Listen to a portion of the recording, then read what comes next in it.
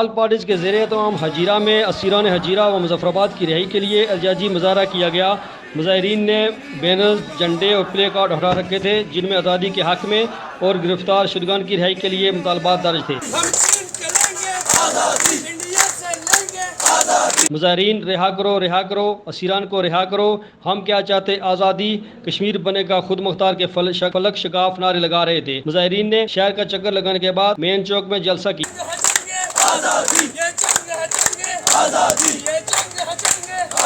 جلسہ سے خطاب کرتے ہوئے مقررین نے کہا کہ ہم بھارت کے زیر انتظام جموں کشمیر میں محصور اپنے بھائیوں کے ساتھ اظہار یکجہتی کے لیے 83.33 طرف مارچ کر رہے تھے کہ پولیس نے پرامن مظاہرین پر لاٹھی چارج اور آنسو گیس کا بے دریغ استعمال کیا، جس سے کئی درجن ہمارے کارکن زخمی ہوئے، جبکہ پولیس نے کئی درجن افراد کو گرفتار کیا۔ جبکہ گزشتہ روز مظفر آباد میں پرامن مظاہرین کو تشدد کا نشانہ بنا کر پابند سلاسل کیا گیا۔ ہم ایسے اقدامات کی بھرپور انداز میں مذمت کرتے ہیں اور مطالبہ کرتے ہیں کہ اسیران کو فوری طور پر غیر مشروط رہا کیا جائے۔ ملک ذوالفقار کے ای نیوز، ہجیرہ، آزاد کشمیر۔